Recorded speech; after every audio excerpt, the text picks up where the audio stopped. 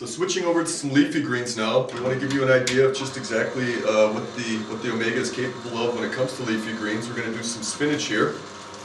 Again, always keeping in mind, especially when it comes to leafy greens, you don't want to overfill the machine at any time. This will cause the machine to give you a lot less yield than what you're capable of getting if you just let it work by itself.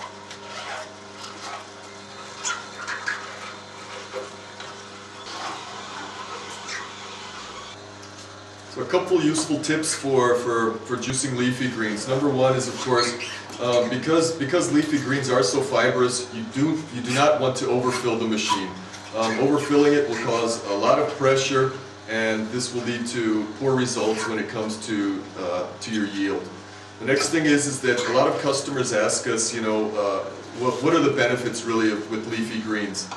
And we have to say that there's nothing out there which you can juice which is, number one, going to give you the live enzymes as leafy greens do, but it's not always something that everybody really enjoys the taste of.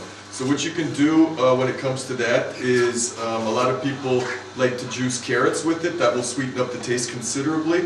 And the second thing is that if you have ginger, just add a little bit of ginger, not too much though, just try it according to your taste.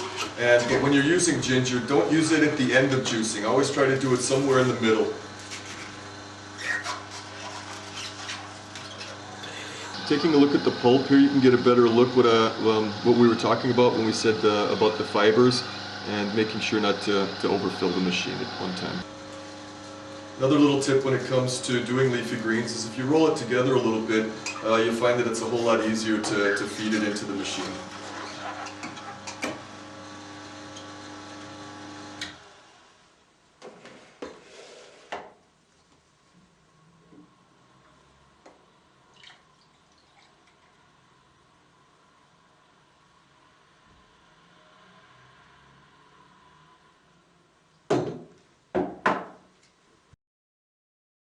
We're going to do something a little bit more exotic now and make some coconut milk.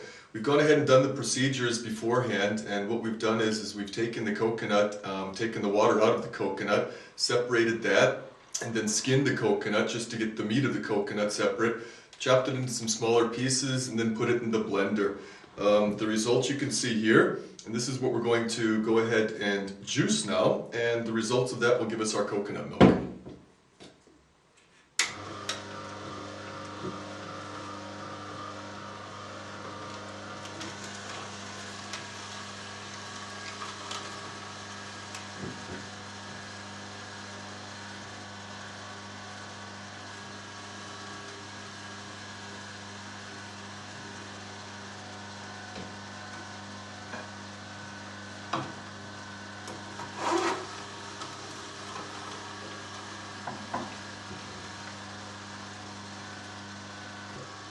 Now we'll have a look at the milk.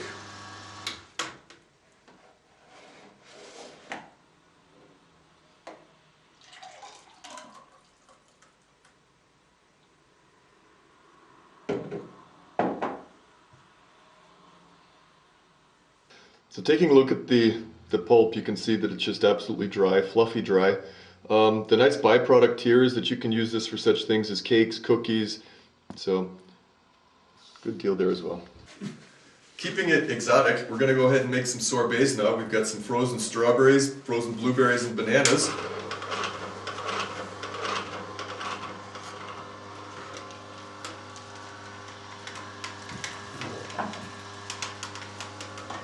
The nice thing about frozen sorbets is you get not only really an excellent taste, but it's much healthier than ice cream.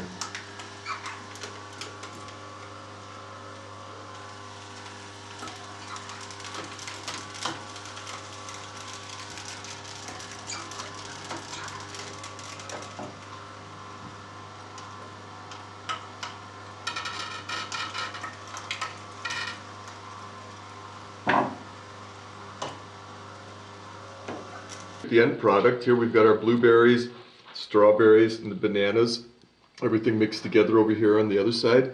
And as you can see, everything has a really nice texture to it and a lot healthier than ice cream and tastes great. So still staying with the blank screen, we're going to make some baby food now. We prepared some apples and bananas, and when you're working with the apples, it's always important to remember to peel them and core them.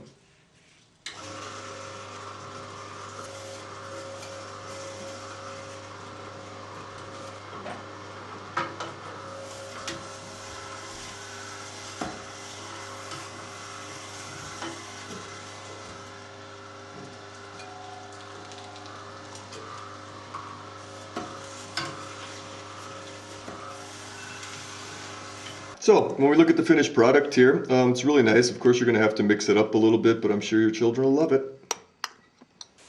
So we're going to make some nut butter now. What you want to do is go ahead and fill the machine up first before you turn it on.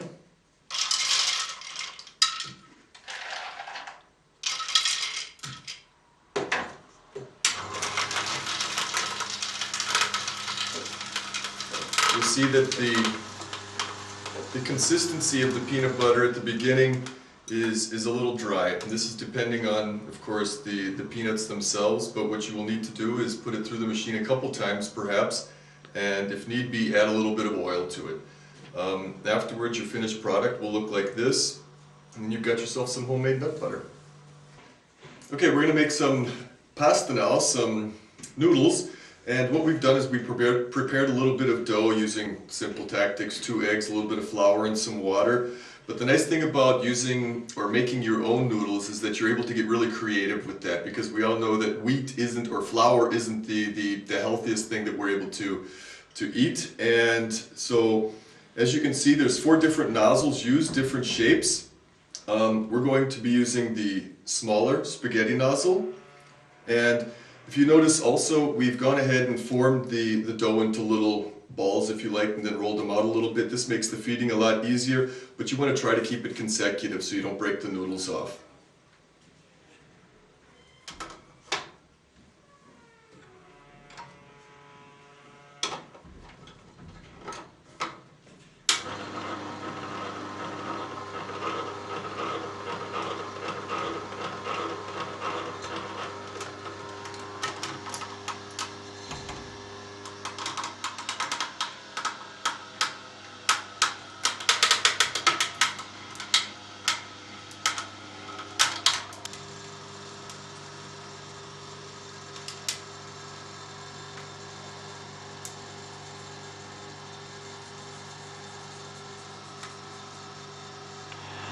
So when making the noodles, what you want to do is just look over and make sure that it's just taking a little bit of dough at a time.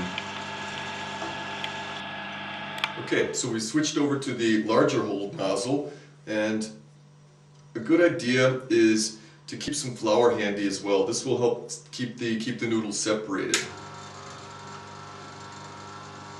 Just sprinkling a little bit on.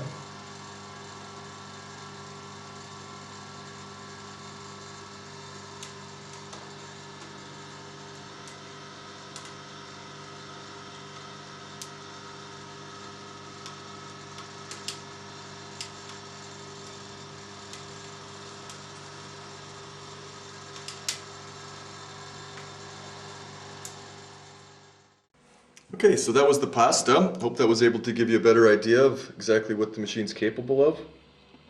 Okay, so that was our look today at the Omega 8004 and the 8006. In our eyes, really excellent machine when it comes to juice quality, juice yield, versatility. The ease of clean is a wonder, so 2 thumbs up from our side on that. Maybe the only downside that we can really say, being honest about it, is that when it comes to nut butters, there are better machines, or there are machines that will do a better job with that. So that's pretty much it from our side. So if you have any more questions, don't forget to contact us at EUJUICERS.COM.